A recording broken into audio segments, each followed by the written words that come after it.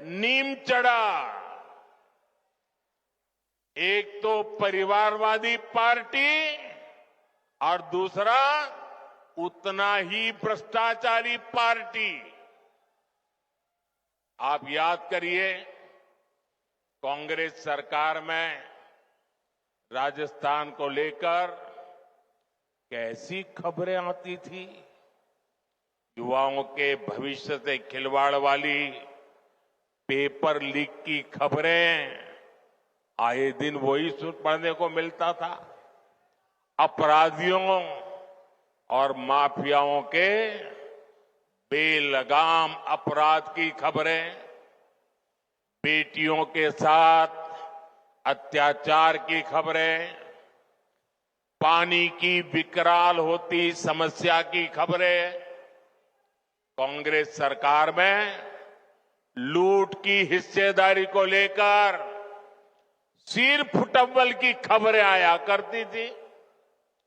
देश में राजस्थान की चर्चा केवल नकारात्मक कारणों से होने लगी थी, लेकिन जब से बीजेपी आई है, अब चर्चा पेपर माफियाओं पर हो रही कार्रवाई की हो रही है।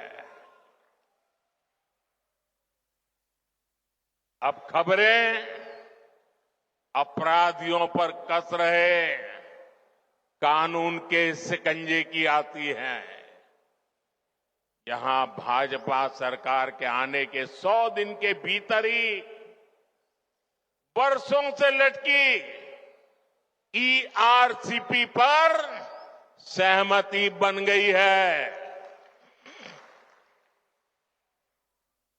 ईआरसीपी से राजस्थान के एक बड़े इलाके में पानी का संकट खत्म होने जा रहा है। जिस तेज रफ्तार से देश का विकास होना चाहिए, वो तेज रफ्तार सिर्फ और सिर्फ भाजपा ही दे सकती है। साथियों, कल कांग्रेस पार्टी ने एक झूठ का पुलिंदा जारी किया है, अपना घोषणा पत्र जारी किया है। झूठ का ये पुलिंदा कांग्रेस की एक बहुत बड़ी सच्चाई, कांग्रेस को बेनकाब करने वाला एक घोषणा पत्र है। आप देखिए,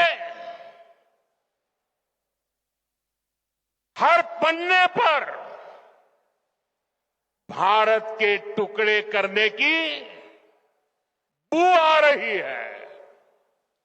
कांग्रेस के घोषणा पत्र में वही सोच झलकती है जो सोच आजादी के समय मुस्लिम लीग में थी।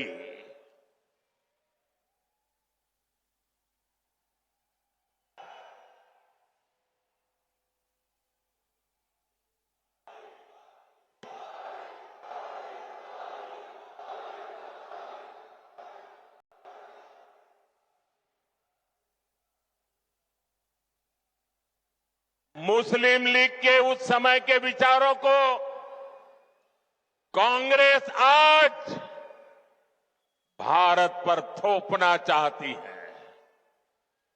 मुस्लिम लीग की छाप वाले इस घोषणा पत्र में जो बचा खुचा हिस्सा था, उसमें वामपंथी लेफ्टिस्ट हावी हो गए हैं।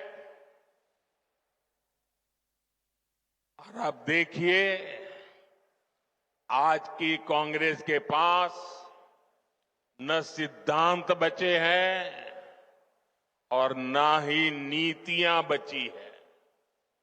ऐसा लग रहा है कांग्रेस सब कुछ ठेके पर दे चुकी है, पूरी कांग्रेस पार्टी को आउटसोर्स कर चुकी है।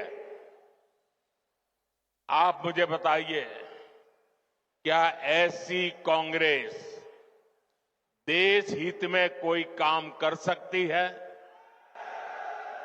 देश हित में कोई काम कर सकती है? भाइयों बहनों, घोषणा पत्र देखोगे तो ये भारत को पिछली शताब्दी में धकेलने का एजेंडा लेकर के आए हैं। क्या हमें आगे जाना है कि नहीं जाना है? आगे जाना है कि नहीं जाना है? आगे बढ़ना है कि नहीं बढ़ना है? क्या भारत को पिछली शताब्दी में धकेलने देंगे? साथियों, गरीब और वंचित वर्ग की तरह ही कांग्रेस ने कभी नारी शक्ति की परवाह नहीं की। मेरी माताएं बहनें, आपकी ये जो जागरूकता है ना, ये कांग्रेस को उसके पिछले अनेक दशकों के पाप का जवाब मांगने के लिए तैयार हो गई है शक्ति। आजादी के बाद पीढ़ी दर पीढ़ी देश की करोड़ों बेटियों का जीवन कष्ट में बीता, तो उसके लिए जिम्मेवार कौन है? उसके लिए जिम्मेवार कौन है?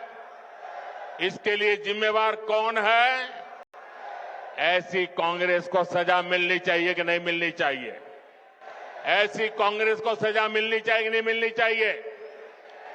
19 अप्रैल और 26 अप्रैल कमल पे बटन दबाकर ये कांग्रेस को कड़ी Right, so Prime Minister Narendra Modi there addressing a public gathering at Rajasthan's Ajmer, hitting out at the opposition and the Congress party, accusing them of dividing the country and not thinking of development. Of course, this comes ahead of the Lok Sabha elections. The Prime Minister is in Rajasthan currently campaigning for the BJP.